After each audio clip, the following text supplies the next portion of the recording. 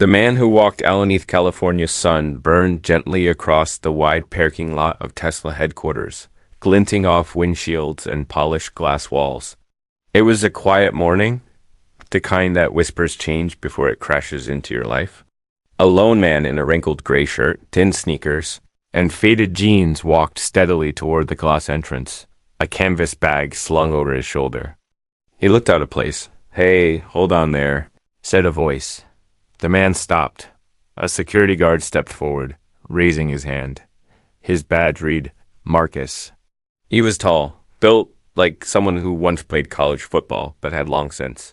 "Stop dreaming about it. Can't let you go in, sir," Marcus said, eyeing the man's shoes. "This entrance is for employees only. Deliveries go around back." The man smiled softly, a little unsure. He didn't speak right away. Marcus crossed his arms. "You lost?" "No," the man said. "I'm here to meet Alon." Marcus laughed. He didn't mean to, but it came out before he could stop it. "Meet Alon? Like Musk? You don't even have a badge?" The man nodded. "I'm Sundar." Marcus frowned. "Sundar who?" "Sundar Pichai." Marcus blinked, confused. The name sounded familiar. He tried to place it. "Wait. Google guy?" "Yes." There was silence. Marcus looked him up and down. He didn't look like a billionaire. No suit, no car, no assistant, no entourage. Just a guy with tired eyes and a soft voice. Marcus shook his head. "Look, man, I don't know what kind of prank this is, but if you don't leave, I'm gonna have to call someone. Please," Sundar said, his voice calm. "I flew in this morning. I didn't bring much. I just need a few minutes."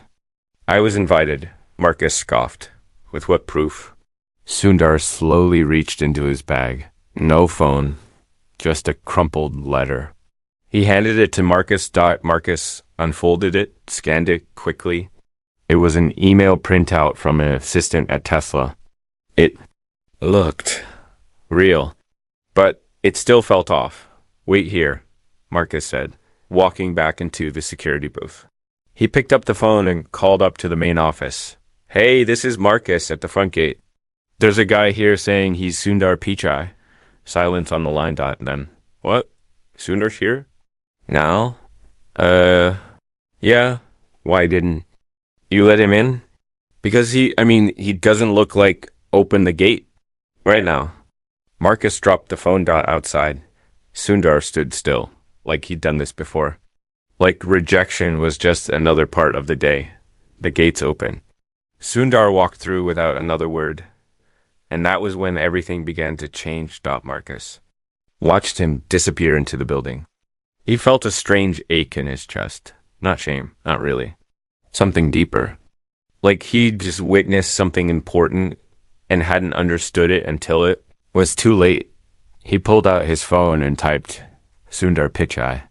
The screen filled with photos, suits, conferences, speeches, Google, CO. He had stopped one of the most powerful people in the world. Because he thought he looked too ordinary. He sat down slowly in the booth. The world suddenly quieter. Inside Tesla headquarters, Sundar walked down white corridors with glass walls.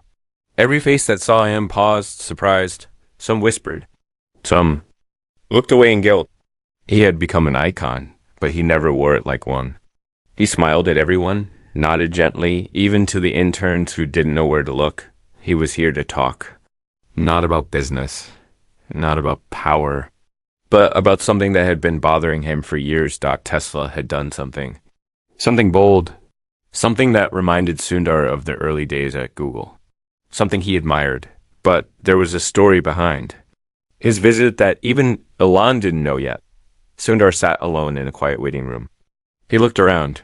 Trophies, innovation awards, sleek furniture. He pulled out a small photo from his bag.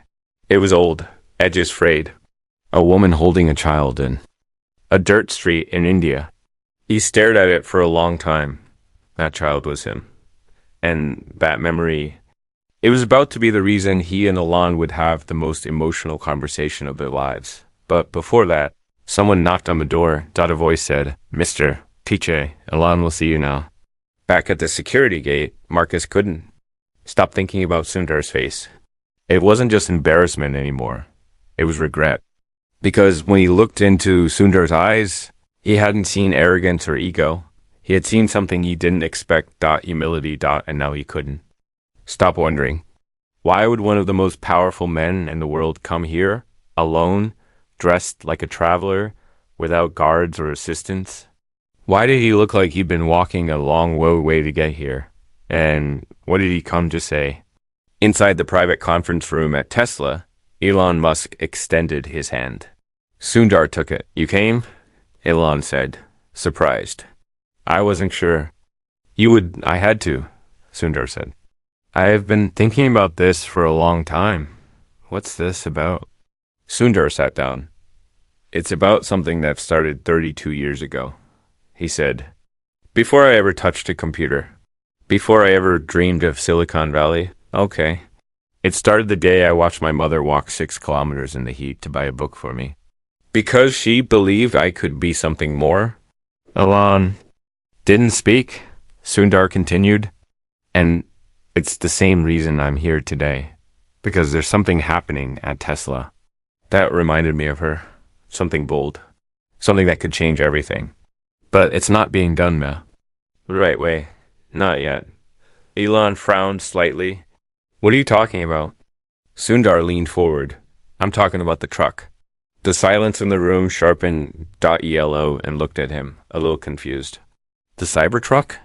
Sundar nodded. Double quotes. I know what you're building. I've seen what no one else has. And I know who it could help if you let it. Elon leaned back, crossing his arms. How do you know that? Sundar gave a small smile. Because it was my idea. 10 years ago. Elon blinked. What? Asterisk memories of steel and silence, Seth. Room went quiet. Elo and Musk stared across the table, the edge of his chair barely creaking under his weight.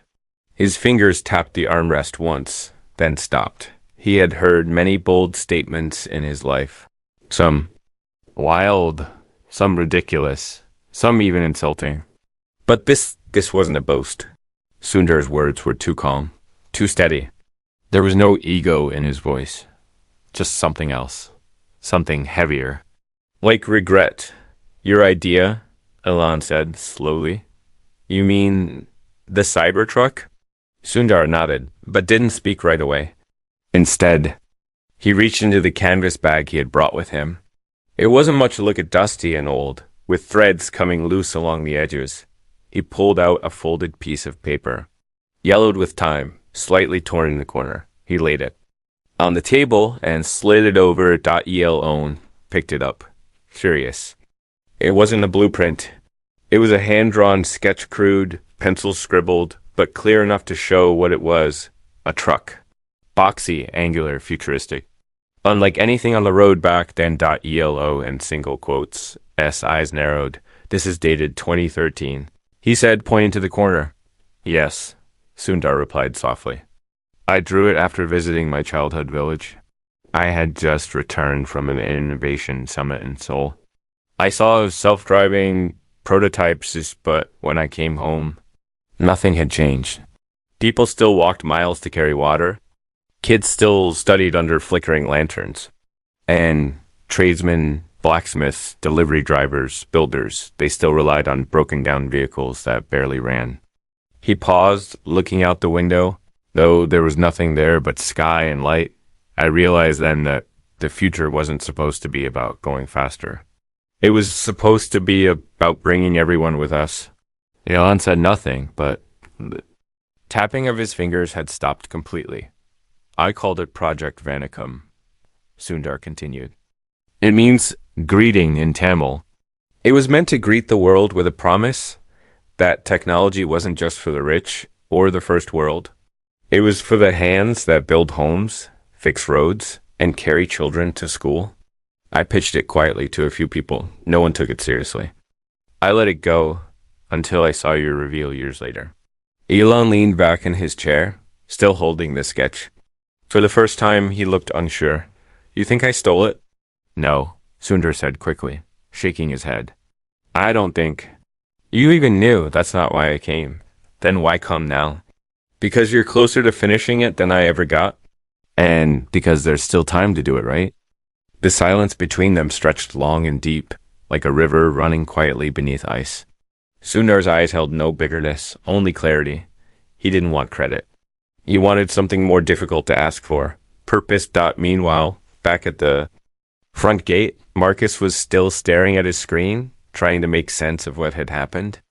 Every 5 minutes, he Googled Sundar's name again, as if something new would appear. CEO of Google. One of the most respected voices in tech. Soft-spoken. Admired.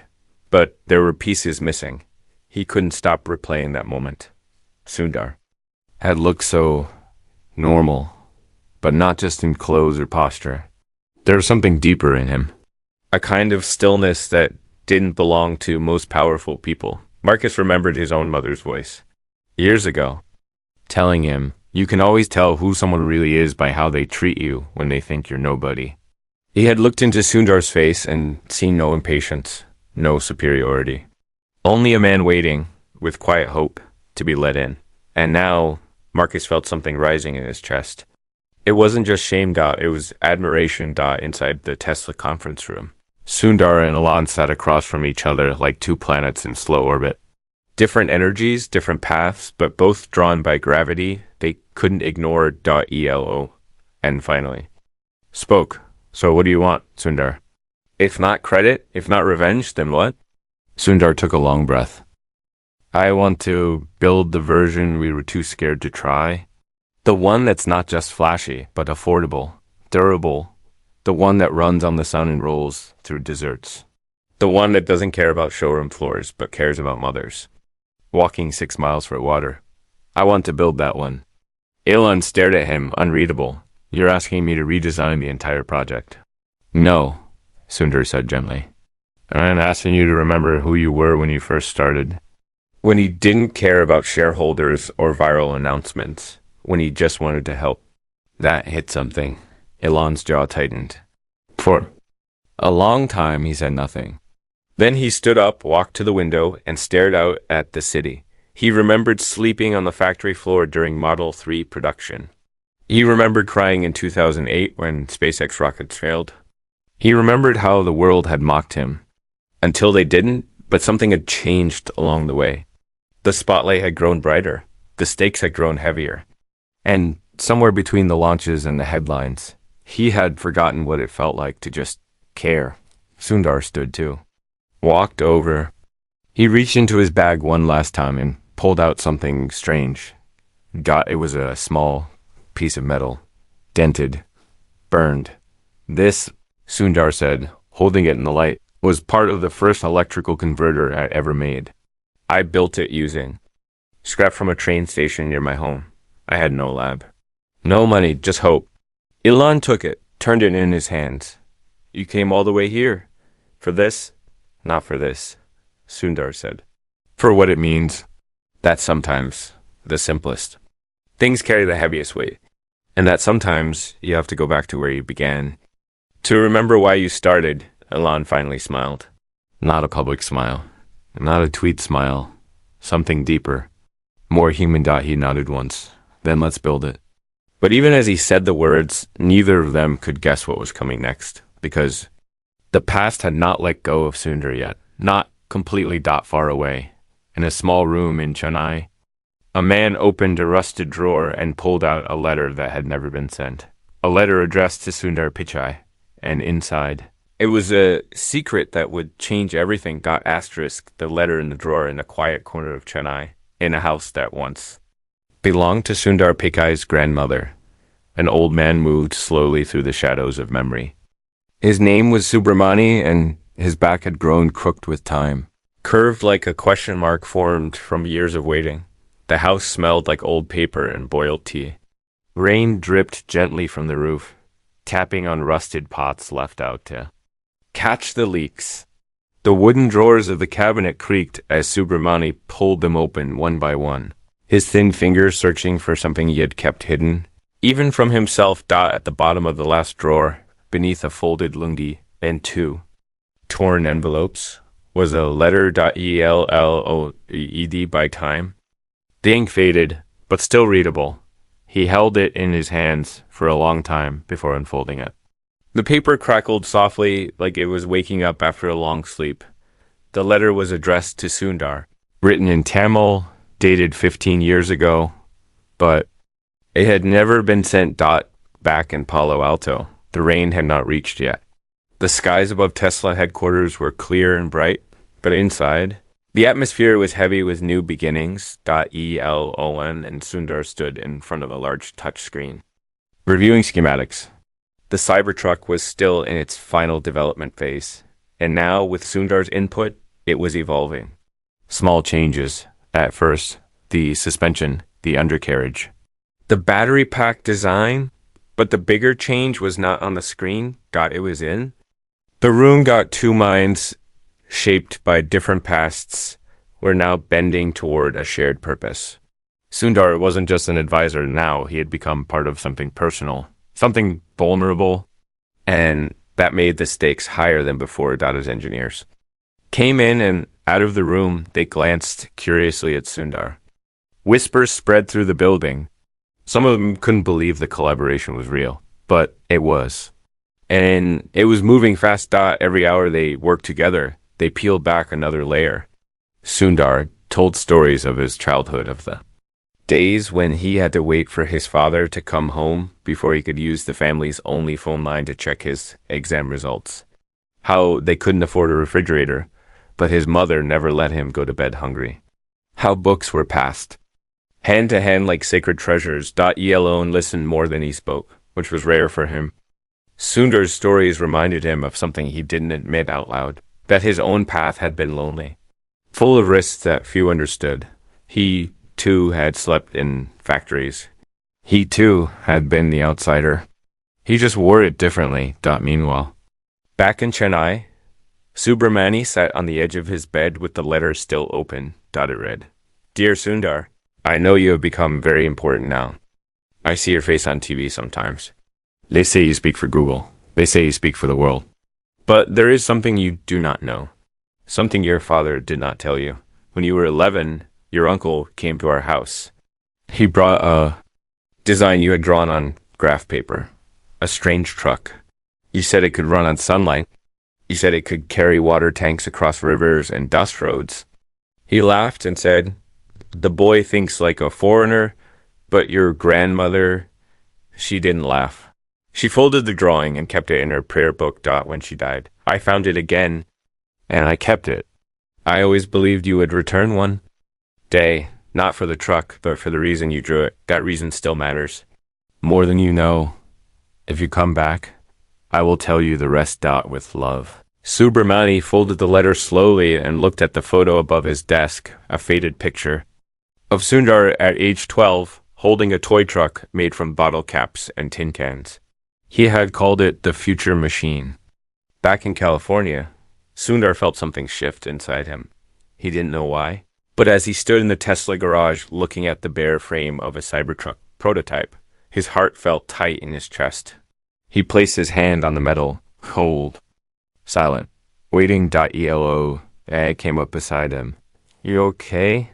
Sundar nodded, but said nothing. In that moment, his mind was far away. Not in Silicon Valley, not in spreadsheets or strategy decks, but in a dusty yard in India where a boy once sat cross-legged with a pencil behind his ear, drawing dreams on recycled paper. He had forgotten that drawing. Until now. Later that evening, Sundar sat alone in his hotel room. The curtains were open. Outside, the city blinked with lights and urgency, but he was thinking of rainwater running off tin roofs, and the way his mother used to press her hand to his forehead. When he got sick, he pulled out his phone and called an old number he hadn't dialed in years. A voice answered. "Hello? Appa, it's me." There was silence on the line. Then his father spoke, slow and careful. "Sundar?" "Yes." A pause. Then a sound, not quite a sigh, not quite a cry. "I have something to tell you," his father said. "Something I should have told you long ago. It's about the truck." Sundar's heart skipped. "You remember?" "Yes," his father said. "But I'm not the one who kept it. It was your mother's brother. Subramani. He waited. He said you would come back one day." "Is he still alive?" Yes. He lives in the old house. Sundar didn't speak for a long time, then he said quietly, I'm coming home. Far away, Elon watched Sundar's name disappear from his message app. He had sent a design update, but it had not been read. He didn't know where Sundar had gone. He didn't know what was waiting for him across the ocean, but he had a feeling it was something, big dot something that would change everything. Not just for the truck dot, but for the man behind it. Asterisk the house at the edge of memory. Plane touched down in Chennai just after dawn.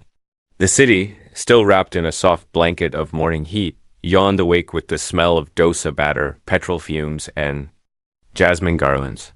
Auto rickshaws buzzed through narrow streets, dogs wandered near tea stalls, and shopkeepers opened metal shutters with tired arms. But Sundar didn't notice any of it as he stepped out of the airport alone, wearing the same gray sweater he had worn at Tesla. A strange stillness settled over him. It wasn't just the weight of jet lag. It was something deeper, something older. A feeling you get when you return to a place that remembers you more clearly than you remember it. He had come back not as the CEO of a tech empire, not as a global figure, but as a son, a nephew, a boy who once built things out of scrap because he had nothing else. A taxi waited for him outside. A dusty yellow ambassador car with a cracked dashboard and a tired driver who didn't recognize him. Sundar didn't mind. He gave the address softly, and the driver nodded. The car rolled forward, through streets that were both familiar and foreign. So much had changed. The billboards were bigger. The clothes were different, but the sky was the same, and so was the smell of the earth after rain. Memories floated up with every turn. The alley where he once lost his school bag.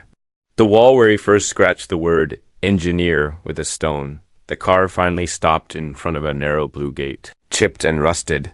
Behind it stood the old house, 2 stories, painted in fading green, with windows like tired eyes and a roof that sagged slightly to the right. It looked smaller than he remembered. But memories often grow bigger than the real thing. Subramani stood at the doorway. His eyes were sunken, his shoulders hunched, but when he saw Sundar, he straightened just slightly, like an old branch remembering how it once reached for the sky. They didn't hug. They just stood there, looking at each other, letting the silence do the work. You came, Subramani said. You waited, Sundar replied. The words were few, but heavy. Inside the house, nothing had changed. The same wooden shelf with faded gods. The same ceiling fan that turned too slowly. The same smell of turmeric, old books, and dust that held stories no one had told in years. Sundar sat on the floor beside the window where he once read under a kerosene lamp. The sunlight spilled across the concrete, warm and golden. Subramani brought him a steel tumbler of filter coffee. Do you remember this? Yes, Sundar nodded. He took a sip. The taste hadn't changed. Strong, bitter, honest. Double quotes, I kept your drawing, Subramani said after a while. The one with the truck. I didn't know what it meant, not really. But I knew it came from somewhere deep. It wasn't just a drawing, Sundar said, staring at the cracked wall. It was my way out, not to escape this place, but to prove it mattered. Subramani stood slowly and went into the back room. When he returned, he held an envelope wrapped in plastic. He handed it to Sundar, who opened it carefully. Inside was the original drawing. Not a copy, but real thing. Graph paper, faded lines. A truck made of sharp edges and handwritten notes in a 12-year-old's messy script. Annotations in Tamil, solar panel here, water tank here, suspension for mud roads. For Emma's village. Sundar, single quotes, F hand shook as he touched it. I forgot this, he whispered. I forgot who I was when I drew this.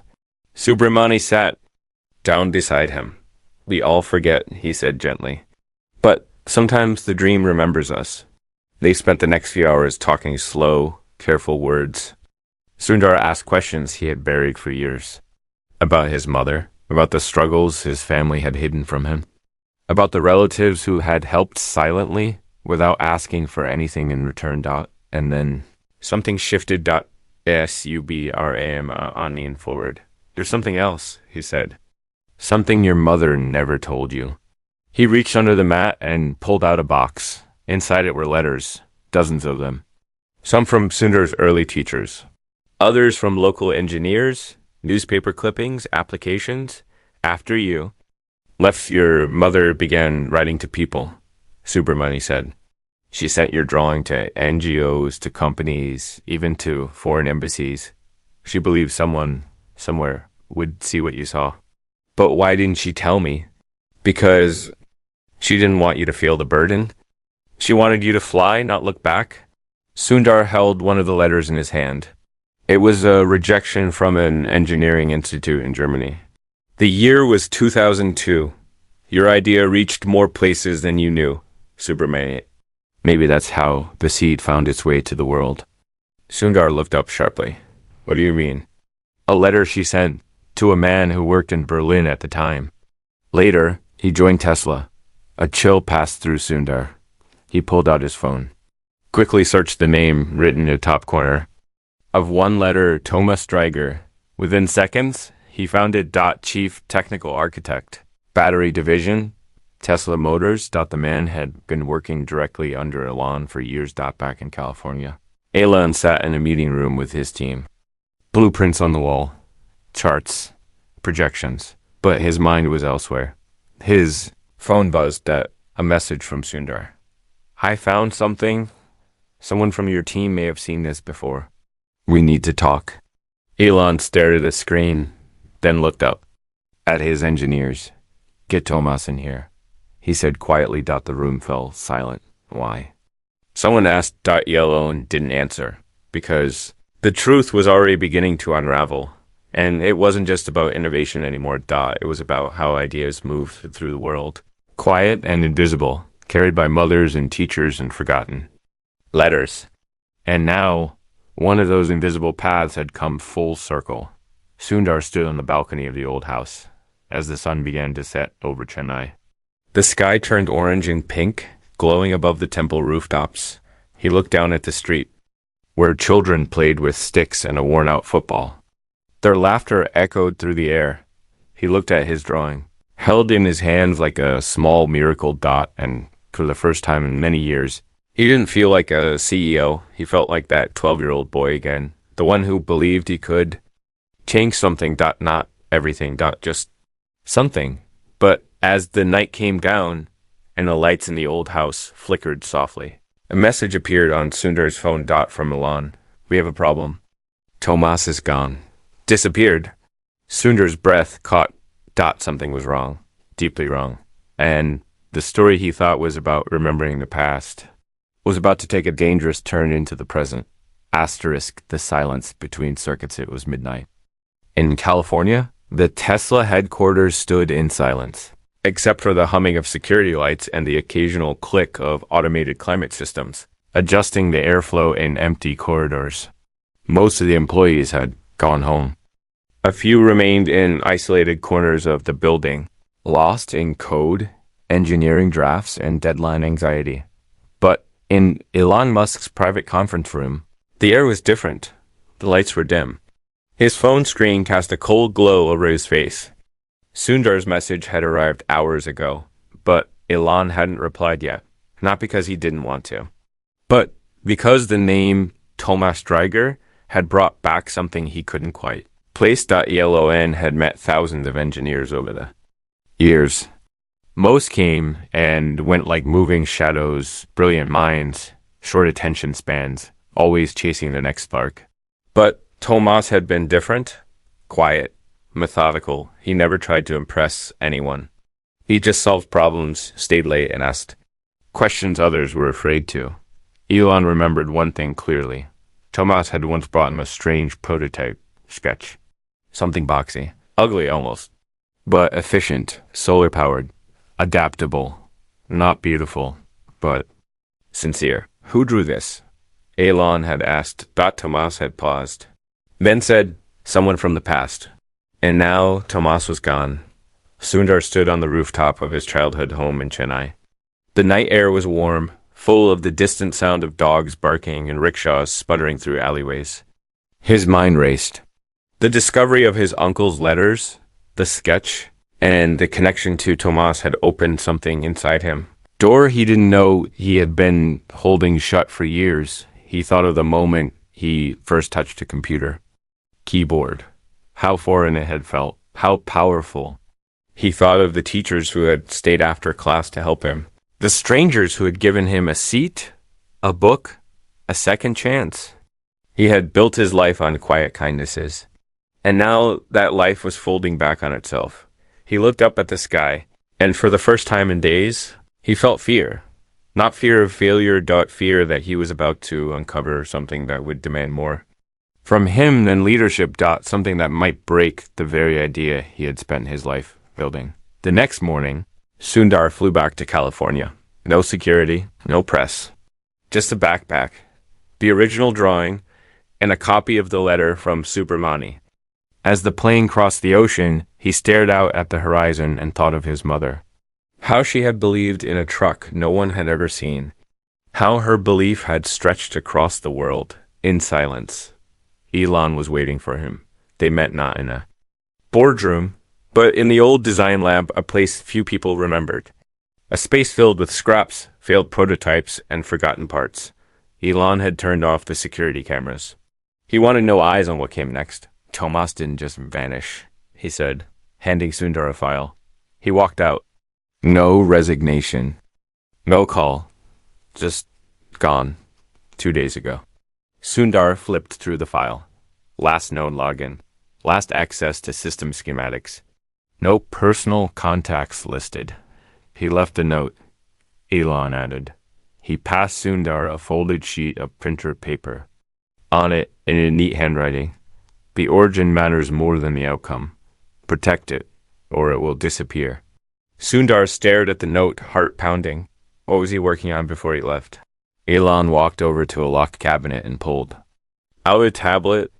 He opened an offline file marked with a code neither of them had seen before. Inside, a full system map of the next-gen Cybertruck. But this wasn't the public version. This one had a series of highlighted changes, all referencing a component called Solar Induction Relay, Sri Legacy P. Sundar blinked. The P in the code matched something from his own childhood blueprint, the label he used for primary. Module, a name he had made up when he was 12. This is my code, he whispered. ELO and turned to him. I didn't know. I swear. This isn't from us, this part of the design. It was buried in Tomas's prototype. Someone copied your blueprint, Sundar. Not recently. Years ago. But how? One of those letters, Elon said. You said your mother sent them everywhere. It only takes one person to see it. One. To steal it and bury it in development cycles. Sundar took a step back, breathing deeply that it wasn't just a coincidence. His mother's dream, the truck he sketched on his bedroom floor, had been seen, taken, altered, and then forgotten. Until now. The real question wasn't who had stolen the idea. It was why Tomas had tried to bring it back and why he had vanished. Right after as they continued digging, Elon pulled up a message history Tomas had encrypted, short emails, most unreadable. But one stood out. It was a draft, never sent. To the one who first imagined the road that doesn't end. I found your voice inside the machine. They told me to delete it. I didn't. I built on it instead. I don't know what they'll do now. But if you find this, know that I tried. No name. No address. Just a line that read, Village, Vanakam. Sundar's breath caught. That was the name of the drawing. The project. He knew. Elon nodded slowly. And now someone knows he knew. They both understood without saying it. This wasn't just about a truck anymore. This was about what happens when an idea is born in the hands of a child, passed through love and pain and distance, and then swallowed by a system built to forget where it comes from. Outside. The wind picked up. Clouds moved quickly over the Silicon Valley sky. Inside the lab. Sundar walked to the prototype and ran his hand along the edge. We can't just fix the design, he said. We have to fix the story. You want to go public? Elon asked, surprised. No. Sundar sighed. Not yet. First we find Tomas. And if we can't? Sundar looked back at him. Then we build it anyway, the right way. With his name, with my mother's, with every person who ever believed a child could shape the future. But far away, in an abandoned warehouse in Austria, Thomas Dreiger sat in the dark, his laptop glowing faint blue on a metal table. He stared at a live feed from a hidden server. He saw Sundar's name appear, and then someone else's. Someone Thomas hadn't heard from in years. Someone from inside a global tech conglomerate. Someone who had once promised to streamline the project for public use. And now they had one message for him. If you speak, we erase everything. Asterisk, the man who remembered the future. A morning sky over San Francisco was heavy with fog. White mist crawled down the hills like a slow tide, swallowing rooftops and glass towers in its quiet, patient breath. Inside the Tesla lab, the silence was thicker than usual. Sundar stood by the window, with a printed copy of Thomas's final email in his hand. His fingers trembled slightly, not with fear, but with a strange kind of resolve. The kind that grows in your chest when you realize something has come full circle. He wasn't just chasing a design anymore. He was protecting something older than any blueprint. A promise made by a mother. A boy's sketch. And a memory of sunlight on rusted streets. ELO stood behind him, leaning against a metal pillar. He hadn't slept much. Neither had Sundar. Neither had Thomas. After weeks of searching. They had finally located the missing engineer. He'd been hiding under a fake identity, living off-grid. But not to protect himself, not to protect the last working prototype of the original solar module, a design he claimed was the heart of the real Van Ackum truck. And now he had agreed to meet. They drove to the meeting point in silence. A private airstrip, 20 miles outside of the city. Gray tarmac, tall grass waving in the wind, and one rusted hangar at the edge of a field. Tomas was already there. He stood in front of the hangar, thinner than they remembered. A short beard, sunken eyes, a large canvas bag slung over his shoulder. When Sundar stepped out of the car, their eyes met. They didn't shake hands.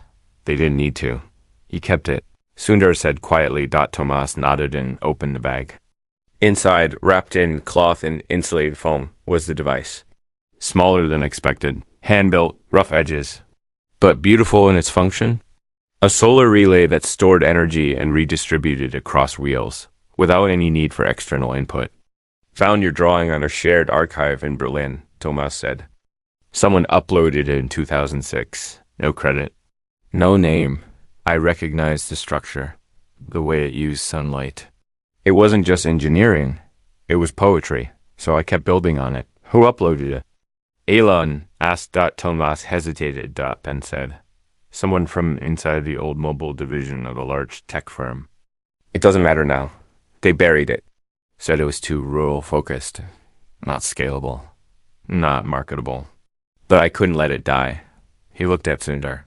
So I hid it because I knew one day you'd come looking for it.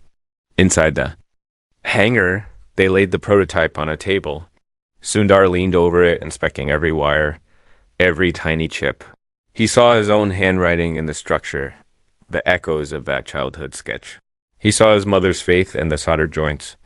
He saw Tomas's care in every millimeter of the casing. This can power a full load? Sundar asked. Yes, Thomas said. Across sand, across heat, across villages with no roads. Elon ran his hand along the edge of the casing. We build. This, he said. We change the world. But Thomas didn't smile. If you build this, he said, they will come for you. The ones who buried the past? They don't want the truck. They want the silence to stay buried. Sundar straightened slowly, then let them come. In the days that followed, things moved quickly. ELON authorized a full redesign of the Cybertruck's utility model. Sundar took the lead on the Van Ackum variant, a version optimized for global aid, low-resource transport, and rural infrastructure. It wasn't flashy, it wouldn't go viral, but it would change lives. Thomas came out of hiding, not to speak, not to testify, but to help finish what he had started in the dark. Engineers who once ignored the whispers now leaned in with curiosity and reverence. Something had shifted. Not because the world had changed, but because 3 men had remembered why they started. The official announcement came 2 months later. No live stream, no fancy event. Just a quiet video. It showed Sundar standing in front of the original drawing. He held it gently, like a photograph of someone who had passed. Then he said, simply, "This is a truck my mother believed in. Before anyone did. And today it is real. Not because of me, but because of everyone who said yes when the world said no." The video went viral in a way no algorithm could predict. Not because it was clever. But because it was honest. In the months that followed, production of the Vanacum truck began in partnership with rural co-ops and solar microgrids. Young engineers from places like Lagos, Dhaka, and La Paz applied in record numbers to be part of the program. But perhaps the most powerful moment came not on a stage, but in a small village in Tamil Nadu. Sundar returned home once more, this time with a real truck. He parked it in front of the same blue gate, stepped out, looked up at the balcony where he had once watched his mother hang clothes in the wind. And then he opened the back of the truck. Inside, water tanks, books, solar, batteries. Children from the neighborhood gathered around. One boy touched the wheels and asked, "Did you make this?" Sundar knelt beside him. "No," he said. "We made it. All of us." He visited Subramani again, brought him a new fan for the ceiling, fixed the broken light in the kitchen, and over coffee, they sat side by side. No more secrets. Just pride. And peace. Later that year, a small plaque was added to the inside of every Vanacum truck. It read, "For those who dream with no spotlight, for the mothers who walk, for the teachers who stay, and for the children who believe that even the smallest drawing can move the world." No name. No signature. Just truth. And in a warehouse far away, where the first prototype still sat, Thomas returned one last time. He turned off the lights, locked the door, and left a note on the table. "We didn't build a truck. We built a bridge."